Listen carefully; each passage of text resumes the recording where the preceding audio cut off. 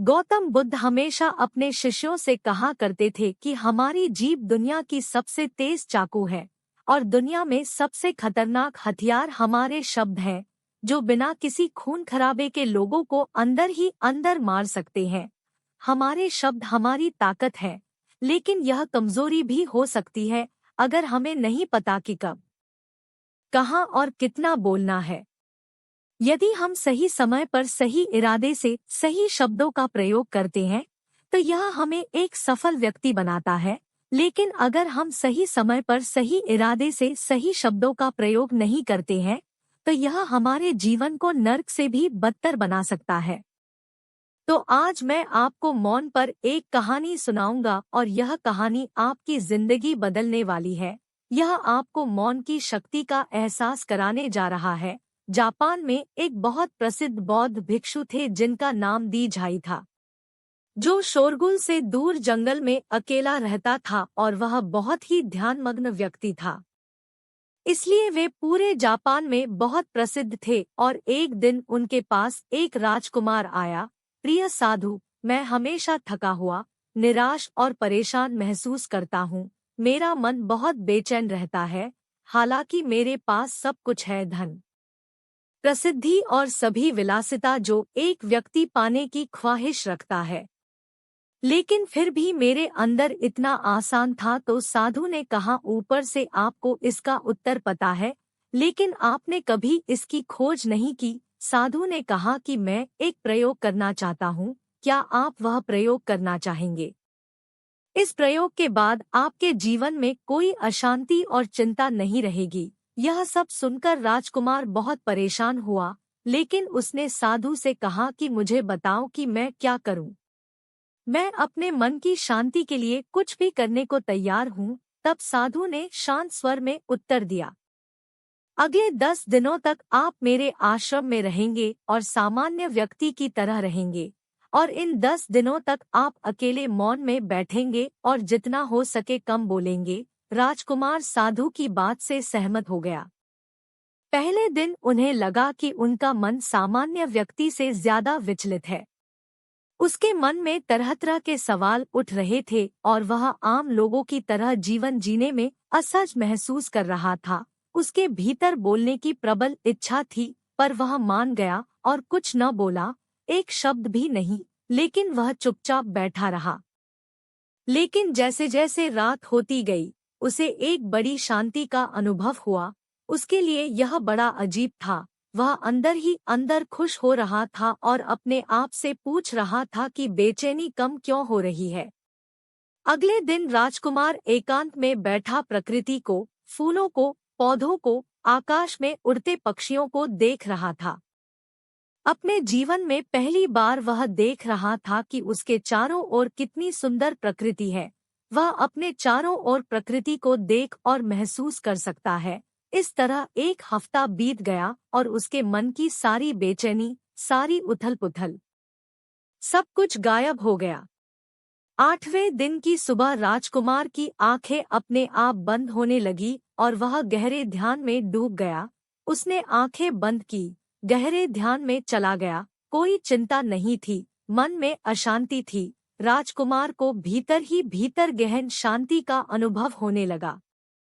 बाकी के 2 दिन गहरे ध्यान में बिताने के बाद राजकुमार खुद को एक बौद्ध भिक्षु के सामने पेश करता है। राजकुमार ने साधु से कहा कि प्रिय साधु, मुझे उत्तर मिला कि मेरा मन इतना अशांत और अशांत क्यों है। उन्होंने कहा कि मुझे पता था कि मेरा मन इतना विचलित और अशांत क्यों है। फिर उन्होंने पूछा, बताओ क्या जवाब मिला। राजकुमार ने कहा कि मैं जरूरत से ज्यादा बातें करता था और दिन भर लोगों पर ऊर्जा बर्बाद करता था और उनके बारे में अकेले ही सोचते थे और ज्यादातर समय उनके बारे में नकारात्मक ही सोचते थे। इस प्रकार मेरा समय नष्ट हो रहा था और अधिक बातें करने और सोचने से मेरा मन अशांत हो गया था।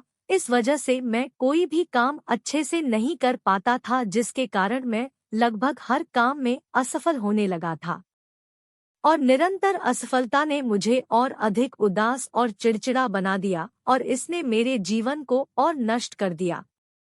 लेकिन ये 10 दिन बिल्कुल अलग थे। अब ऐसा लग रहा है कि अपनी जिंदगी को पूरी तरह से जी रहा हूँ, और इससे पहले मैं अपनी जिंदगी गलत तरीके से जी रहा था। मैंने यह भी सीखा कि हमें ध्यान करने की आवश्यकता नहीं है। ध्यान अपने आप हो जाता है जब हम अभी भी और चुप हैं। ध्यान में मैंने पहली बात यह सीखी कि किसी के जीवन में सबसे महत्वपूर्ण घटना स्वयं को जानना है। बौद्ध भिक्षु ने कहा कि आप ही नहीं, दुनिया में ज्यादातर लोग जरूरत से ज्यादा बोलते हैं। आज भी ज्यादातर लोग एक दूसरे को नीचा दिखाने के लिए ही बोलते हैं, और आज भी लोग ज्यादा बातें करते हैं और अपना जीवन बर्बाद करें। साधु ने राजकुमार को मौन रहने का महत्व समझाया और कहा कि एक बार शिष्य गौतम बुद्ध से पूछते हैं कि प्रिय बुद्ध, आप अधिकांश समय मौन क्यों रहते हैं? बुद्ध ने मौन रहकर कहा, मैं गहराई में मौन रहता हूँ। मौन स्वयं को जानने की पहली सीढ़ी है। यदि आप ऊबे नहीं हैं, तो स्वयं को जानना असंभव है। स्वयं को जानने की पहली सीढ़ी मौन है। जितना जरूरी हो उतना ही बोले। ऐसा करने से आपकी 90% मुश्किलें कम हो जाएंगी, झगड़े कम हो जाए, अशांति कम हो जाए। तब तुम्हारी वाणी में सुगंध होगी, फिर तुम्हारी वाणी में विशालता होगी, जो तुम्हारे बोलने का संगीत होगा। सब ठीक हो जाएगा। आप बोलेंगे तो दूसरे ठंडे पड़ जाएंगे। भीतर से मौन होते ही आप इतने शक्तिशाली होने लगते हैं कि समाज की पराधीनता छोड़ने लगते हैं, और आपकी जिंदगी में एक ऐसा मजा आता है जो सिर्फ दीवानों की जिंदगी में होता है। आपके चेहरे पर एक नई चमक आ जाती है, आपकी आंखें किसी और चमक से भर जाती हैं, और आप असीम शांति के सागर में डूबने लगे। ऐसा कहकर उन्होंने अपनी बात समाप्त की। और धन्यवाद साधु राजकुमार। वापस अपने महल में। दोस्तों, आपने भी अनुभव किया होगा कि ज्यादा बातें करने से मन शांत हो जाता है। हम अपने मन के साथ साथ अपने ध्यान पर भी नियंत्रण खो देते हैं। जो लोग बहुत अधिक बातें करते हैं, उनमें किसी एक कार्य पर ध्यान केंद्रित करने की क्षमता नहीं होती है, इसलिए वे अपने किसी भी लक्ष्य पर पूरी तरह से केंद्रित होते हैं। यदि हम जीवन की सच्चाई को नहीं समझ पाते हैं और न ही कभी मनचाही सफलता प्राप्त कर पाते हैं, इसके अलावा आपने देखा होगा जो लोग अक्सर लोगों के बीच हंसी का पात्र बन जाते हैं, और जो कम होते हैं और अपनी बात पर टिके रहते हैं, उन्हें सम्मान मिलता है। लोग इसलिए अगर हम ज्यादा बात करते हैं तो हम उस चुप्पी को खो देते हैं जो मन की शांति का पहला स्थान है। दोस्तों, आज से हम भी मौन का अभ्यास करते हैं। यदि हम भी ऐसा ही बोलते हैं तो यह आवश्यक है, और हम कम से कम शब्दों में अपनी बात समाप्त करने का प्रयास करेंगे। और यदि संभव हो तो प्रतिदिन कम से कम 30 मिनट एकांत में शांत बैठने का प्रयास करेंगे। और मेरे पास पूर्ण विश्वास हम सब में एक सकारात्मक बदलाव अवश्य आएगा। इसी के साथ हम इस वीडियो को समाप्त करते हैं।